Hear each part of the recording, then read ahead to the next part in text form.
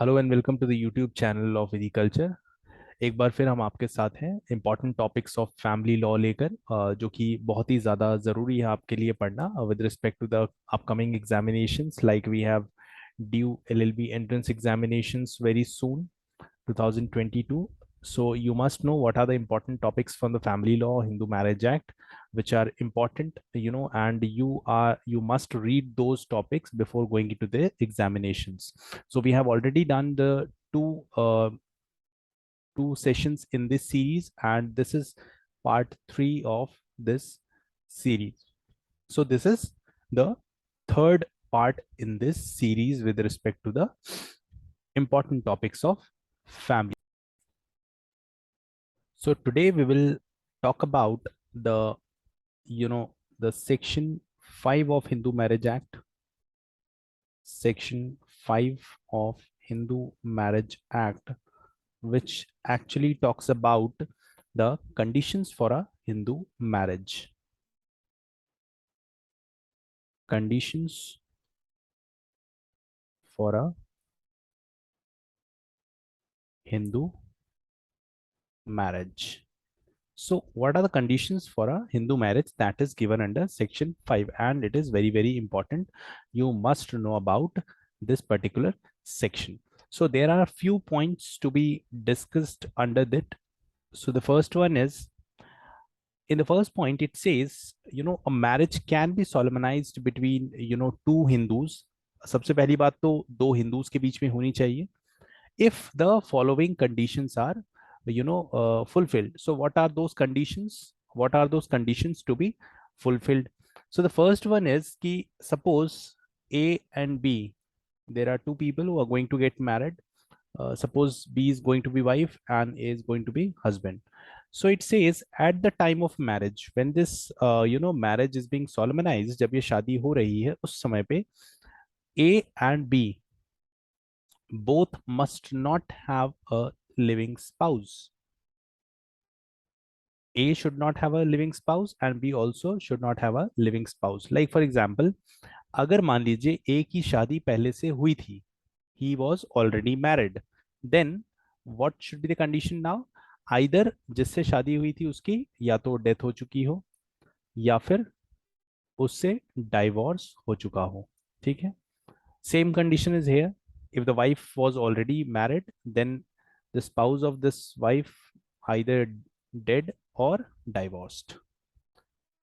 So basically, the meaning is that at the time of marriage, both must be single. Okay. No one should be having any spouse. किसी का भी कोई भी पति या पत्नी जिंदा नहीं होना चाहिए या होना ही नहीं चाहिए जब शादी यहाँ पे परफॉर्म की जा रही है.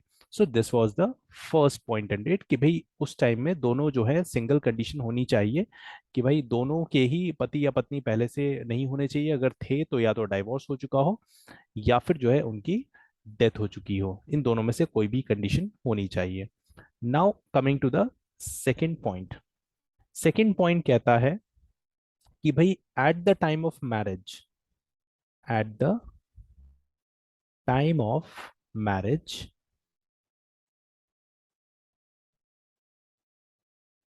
नाइदर पार्टी, दोनों में से कोई भी party, neither party, okay, then दोनों में से कोई भी पार्टी क्या नहीं होने चाहिए? The first point it says that incapable of giving valid consent. So incapable of giving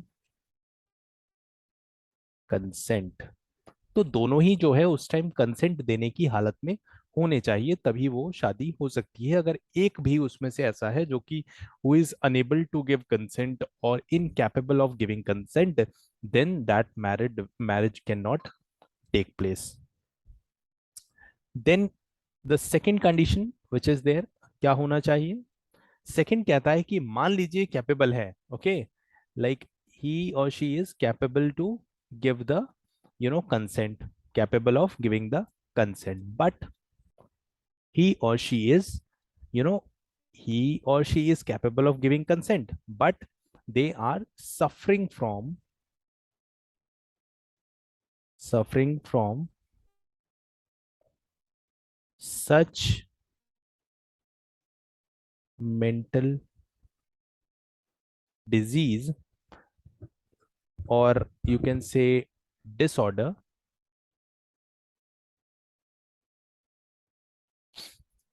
that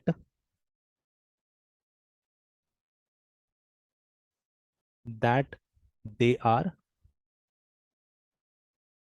unfit for marriage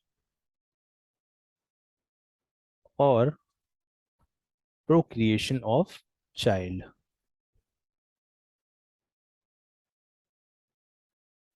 ठीक है. So they may be, of sound mind, or maybe capable of giving consent देने की हालत में है, but they are suffering from such a disease, उस कुछ ऐसी डिजीज या डिसऑर्डर से ये जो है वो जूझ रहे हैं, जो कि उन्हें अनफिट बनाता है एक मैरिज के लिए, या फिर प्रोक्रिएशन ऑफ चाइल्ड के लिए वहां पे उनको अनफिट बनाता है. या फिर थर्ड कंडीशन क्या है, या तो उन दोनों में से किसी को भी किसी प्रकार के recurrent attacks of insanity attacks आते हैं. इंसैनिटी अटैक्स आते हैं, then also they are not eligible to get married. Okay, so under this, at the time of marriage, neither party either incapable of giving the consent, and even if they are able to give the consent, they are suffering from such a disease or the disorder that they are unfit for the marriage or procreation of child. And the third is they are suffering from insanity attack. Okay, now coming to again back to the its third point. So third जो इसका यहाँ पे subsection है, वो कहता है कि भाई जो ब्राइड ग्रूम है, ब्राइड ग्रूम जो है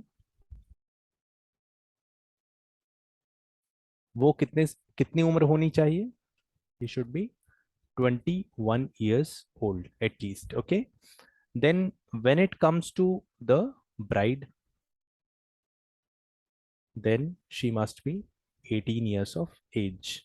So now it is going to be 21, but it is proposed, it has not been finalized and not been implemented. So till now it is 18 only. So you must, if there is a question, you must write it down like 18 only. Okay, 21 for the boy and 18 for the girl. So this is the third point.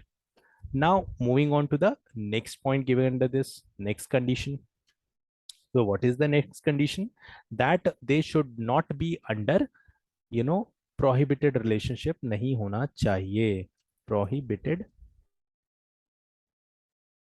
Relationship, prohibited relationship आपका यहां पर नहीं होना चाहिए, नहीं होना चाहिए. Except, exception is there, that if the customs or usages allow. Okay, so this is the exception in this point. Now moving on to the next point, that is the point number 5. So when we look at the point number 5 says that they should not be sapindas to each other, not be sapindas to each other. जो दोनों ही जो bridegroom and the bride, they must not be in the sapinda relationship. Sapinda relationship में नहीं होने चाहिए. What is sapinda relationship? Sapinda, as you all know, that sapinda relationship is that when like two persons are getting married, we will take it as the first generation. Then we will look at the ascendants here, that up to 5 generations, 2 3 4 5 generations on the father's side, and 3 generations on the mother's side, where they cannot marry because they fall under the sapinda relationship. So this was the fifth point in this particular case. तो यहाँ पे ये था आपका fifth point, जो कि बहुत ही important है. So this was these were the certain conditions which must be followed, which must be followed when we are talking about getting married. What are the conditions of a Hindu marriage? Then these are the following conditions. Now to have a better idea of it, we'll look at the exact wordings which are there in the act. Okay, so let's look at it, that what are the conditions, like as we have already discussed, but we can read it again. Like in section 5, the first one, it says the marriage may be solemnized between any two Hindus if the following conditions are fulfilled, namely कि अगर जो 5 conditions मैंने आपको बताई अगर वो fulfil होती है, then you can get married. Like first was, if the conditions are fulfilled, namely neither party has a spouse living at the time of marriage. जिस टाइम शादी हो रही है दोनों में से किसी का भी कोई स्पाउस जो है हस्बैंड या वाइफ का वो जीवित नहीं है या फिर नहीं है. ठीक है, so this is the third point. Now the second point, at the time of marriage neither party. Now coming to the, you know जो second point है उसके सब points क्या क्या है, is incapable of giving a valid consent to its consequences of unsoundness of mind. Unsoundness of mind की वजह से वो वहां पे incapable है अपना consent देने के लिए. देन नेक्स्ट पॉइंट, जैसा कि मैंने आपको बताया था, दो capable of giving a valid consent देने की हालत में है, but has been suffering from mental disorder of such kind or to such an extent as to be unfit for marriage and procreation of children. So, though capable of giving consent, but has been suffering from such a disorder by which he or she may not be, fit for the marriage and procreation of the child. Now, the third one, that is, has been subject to recurrent attack of insanity. Insanity attack उनको आते हैं. Now, coming to the third subsection, तो ये क्या कहता है, that bridegroom must be 21 and the bride must be 18 years of age at the time of marriage. Then moving on to the fourth point. Fourth point says the parties are not within the degree of prohibited relation. As I've told you, prohibited relationship unless the custom or usage governing each other them permits of the marriage between the two, unless the custom and usage allow. Okay. Now moving on to the next point, that is the parties are not sapinda, means sapindas means not in sapinda relationship to each other unless the custom and usage governing each of them permit of a marriage between the two, unless the, it is allowed by the customs. Okay, so these were the 5 points which were important for you to know. Okay, so you must remember these points. These are very, very important. This can be asked in any of the entrance examination, or for that matter any law examination. So you must keep in mind all these 5 points. Okay, this is very, very, very important conditions for the Hindu marriage. So this was it from today's session. We will talk about another important topic in the next session. So thank you so much. Thank you so much for joining. Bye bye. Take care.